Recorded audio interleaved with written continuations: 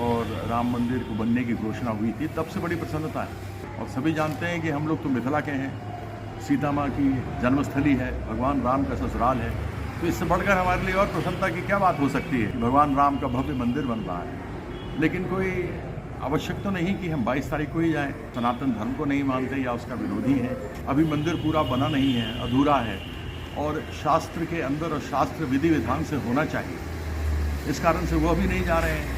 ये भव्य मंदिर तैयार हो जाएगा तो सीता माँ की तरफ से हम लोग जाएंगे, भर भर का हजारों लाखों लोग यहाँ से जाएंगे उनके ससुराल से, और मंदिर में जाकर वहाँ पूजा अर्चना करेंगे। जिस दिन निर्णय आया था न्यायालय से और राम मंदिर को बनने की घोषणा हुई थी, तब से बड़ी प्रसन्नता है। और सभी जानते हैं कि हम लोग तो मिथिला के हैं, सीता माँ की जन्मस्थली है, भगवान राम का ससुराल है, तो इससे बढ़कर हमारे लिए और प्रसन्नता की क्या बात हो सकती है कि भगवान राम का भव्य मंदिर बन रहा है। लेकिन कोई आवश्यक तो नहीं कि हम 22 तारीख को ही जाएं, और अगर 22 को नहीं जाएंगे तो हम सनातन धर्म को नहीं मानते या उसका विरोधी हैं। अभी 2 शंकराचार्यों ने कहा है कि अभी मंदिर पूरा बना नहीं है, अधूरा है, और शास्त्र के अंदर और शास्त्र विधि विधान से होना चाहिए, इस कारण से वो अभी नहीं जा रहे हैं। तो क्या वह भी सनातन धर्म के विरोधी हो गए? ऐसा नहीं है। इसको राजनीतिक रंग नहीं देना चाहिए।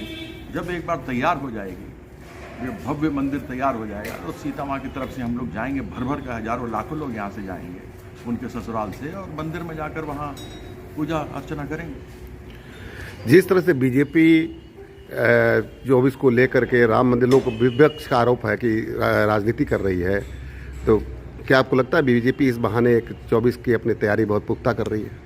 यह तो शुरू से मालूम है कि धर्म के नाम पर किस प्रकार से ये लोग आपस में लोगों को लड़ाते हैं, लेकिन राम तो सबके हैं, और केवल उनके ऊपर कॉपीराइट भारतीय जनता पार्टी का नहीं है। राम सबके हैं, और यदि कोई नहीं जा रहा तो उसके कई कारण हो सकते हैं। अगर मैं सनातन धर्म को मानता हूँ और मेरे 2 जो 4 धाम थे उसमें से 2 यदि यह कहें वो नहीं जाते क्योंकि शास्त्रों के अनुरूप नहीं हो रहा है प्राण प्रतिष्ठा, तो आप ये कैसे समझते हैं कि मैं सनातन धर्म को मानने वाला, यह जो 4 में से 4 लोग हैं उनमें से 2 जो सनातन धर्म के ज्ञाता कहे जाते हैं, जिसकी स्थापना आदि शंकराचार्य ने 11वीं शताब्दी में की थी, तो आप ये बोलिए कि जब तक अधूरा रहेगा मैं कैसे जाऊं? रामनवमी के दिन अवश्य जब तक मंदिर तैयार हो गया था उस दिन करना चाहिए था, क्योंकि रामलला की, उनके छोटे बचपन की वहाँ पर मूर्ति लगनी है, उसकी प्राण प्रतिष्ठा होनी है।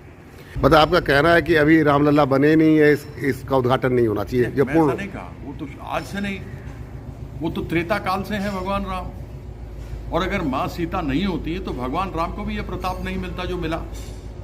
तो माँ सीता का तो सबसे बड़ा है। और मुझे बड़ा अजीब लगता है हमको जब लोग श्री राम बोलते हैं। अरे लोग बोलते हैं गौरी शंकर, राधा कृष्ण, लक्ष्मी नारायण, तो सिया राम क्यों नहीं? सिया के बिना तो राम अधूरे हैं। और जब यह इस प्रकार से बात नहीं होती तो पता लगता है कि किस प्रकार से जो बेटी बचाओ बेटी पढ़ाओ की बात करते हैं वह बिल्कुल ही एक ढोंग है, अन्यथा सिया राम क्यों नहीं?